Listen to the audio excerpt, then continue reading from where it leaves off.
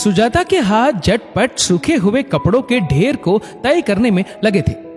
अचानक उसने अपना सारा गुस्सा कपड़ों पर निकाला। कपड़े पटक कर मन ही मन बुदबुदाने लगी, कब तक यूं ही तिल तिल कर जीते रहेंगे मेरे बच्चे? इस घर के लोगों के लिए क्या कुछ नहीं किया मैंने, पर मेरे बच्चों को 2 वक्त की सम्मानजनक रोटी खाने नसीब नहीं होती।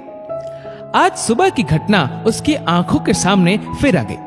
उसके 8 वर्षीय बेटी पलक की गलती बस इतनी थी कि उसने अपनी ताईजी रेनू से पनीर के 2 टुकड़े मांग लिए। ताईजी, मेरी सब्जी में पनीर के बदले आलू है और सोनू भैया की सब्जी में 5-5 पनीर के टुकड़े हैं, मुझे भी पनीर दे दीजिए। भैया को आपने गरम रोटी दी और मुझे कल की बासी रोटी। पलक ने उदासी भरे स्वर में कहा, तुम्हारे पापा कोई जायदाद छोड़कर नहीं गए। तुम्हारे बड़े पापा अकेले कमाने वाले और घर में कितने खाने वाले। फ्री की रोटी मिल रही है वही बहुत है, पनीर खाने के सपने छोड़ दो। रेनू ने गुस्से से कहा। मासूम पलक की आंखों से आंसू बह निकले। सुजाता पलक के पास दौड़ी चली आई। अपनी बेटी की आंखों में आंसू देख वह अपने आप को बहुत बेबस महसूस कर रही थी। फिर वह पलक को समझाने लगी, बेटा जो मिल रहा है चुपचाप खा लिया करो। संयुक्त परिवार में सबसे छोटी बहू बनकर आई थी सुजाता। बहुत शालीन और घर के कामों में निपुण थी सुजाता। पति राघव का साथ और प्यार पाकर चहकती रहती और दौड़ दौड़ कर सबके काम करती रहती। परिवार में पति, सास, जेठ, जेठानी रेनू और उनका बेटा सनी थे। शादी के बाद 5 वर्षों में सुजाता 2 बच्चों की मां बन चुकी थी, बड़ी बेटी पलक और छोटा बेटा वंश। सुजाता का पति राघव एक प्राइवेट कंपनी में काम करता था।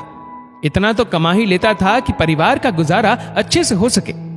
सब कुछ कितना अच्छा चल रहा था, पर एक दिन भगवान ने जाने किस गलती की सजा दी। राघव को साइलेंट अटैक आने से वो पूरा जीवन साथ निभाने का वादा तोड़ हमेशा हमेशा के लिए सुजाता का साथ छोड़कर चला गया।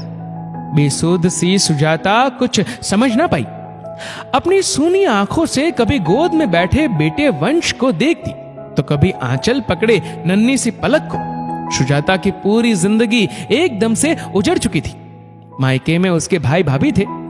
भाई ने उसे साथ चलने को कहा, लेकिन सुजाता ने इनकार कर दिया, क्योंकि वहां भी उसे भाई भाभी पर आश्रित होना पड़ता। भाभी का स्वभाव भी कोई खास अच्छा नहीं था। यहां तो कम से कम अपना कहने को घर तो है। बच्चे काफी छोटे थे, इसलिए बाहर जाकर नौकरी ढूंढने का भी नहीं सोच पा रही थी। इसी बीच ससुराल में उसका सबसे बड़ा सहारा उसकी सासू मां भी चल बसी। माता पिता समान जेठ जेठानी उसके बच्चों को संभाल लेंगे, ऐसा सोच सुजाता ने इसी घर में जीवन गुजारने का दृढ़ निश्चय कर लिया। लेकिन जेठानी रेनू ने तो घर की सभी जिम्मेदारियों को एक एक करके सुजाता के कंधे पर डालकर सब कामों से मुक्ति पाली। जो एक घर में काम वाली थी उसे भी हटा दिया गया। इतनी मेहनत के बदले सुजाता और उसके बच्चों को 2 वक्त की रोटी और साधारण स्कूल में एडमिशन मिला था। सुजाता ने एक बार नौकरी तलाशने की बात कही तो जेठ जी ने गुस्से से कहा, लोग क्या कहेंगे? लोक लाज का कुछ तो ख्याल रखो। लोगों के सामने उनको महान जो बनना था कि देखो भाई के जाने के बाद भी हम उसके परिवार का कितना ध्यान रखते हैं। दिन भर कोल्हू के बैल की तरह लगी रहती सुजाता, लेकिन फिर भी रूखा सूखा खाने को मिलता। पलक भी नए स्कूल बैग, कपड़ों, जूतों की मांग करती, लेकिन हर बार सुजाता बहला फुसला कर उसे मना कर देती। एक बार सुजाता की पड़ोसन शुक्ला भाभी ने उसे कहा, सुजाता तुम तो बहुत अच्छे अचार पापड़ बनाती हो, तो क्यों ना इसे ही अपना व्यवसाय बना लो। तुम घर पर रहते हुए भी ये काम कर सकती हो। शाम में सुजाता ने दबी जुबान में रेनू के सामने ये बात रखी, तुम अचार पापड़ बनाओगी तो घर के सारे काम कौन करेगा? काम शुरू करने के लिए भी तो पैसे चाहिए, हमारे पास नहीं है इतने पैसे। रेनू ने कहा। सुजाता अपना सा मुंह लेकर चुप रह गई, लेकिन आज अपनी बेटी को थोड़े से खाने के लिए रोता देख सुजाता के अंदर बहुत कुछ टूट गया था। वह पूरी रात सो न सकी। सुबह उठी, बच्ची को स्कूल भेजा, जल्दी जल्दी घर के कामकाज किए और भगवान के आगे हाथ जोड़कर बेटे को साथ ले एक सुनार की दुकान पर अपने सोने के झुमके लेकर पहुंच गई। उन्हें बेचने से पहले एक बार को उसका मन कांप गया, क्या मैं सही कर रही हूं? ये झुमके तो उसके पति राघव की लाई हुई अंतिम निशानी है। फिर उसे अपनी रोती हुई बेटी का चेहरा दिखाई दिया। उसने मन ही मन पति से कहा, मुझे माफ कर दीजिए, मैं बहुत मजबूर हूं, मुझसे अपने बच्चों की लाचारी देखी नहीं जा रही। उसने झुमके बेच सुनार से पैसे ले लिए। घर आकर उसने जेठ जेठानी के सामने अपनी बात रखी। मेरे बच्चे को भी खाने पीने पहनने ओढ़ने का हक है और उनके लिए मैं मेहनत करूंगी। मैंने पैसों का इंतजाम कर लिया है। मैं अपनी कला को व्यवसाय में बदलूंगी। ये छोटे मोटे काम करके क्या हो जाएगा? इतना आसान नहीं है ये सब। और घर के सारे काम फिर कौन करेगा?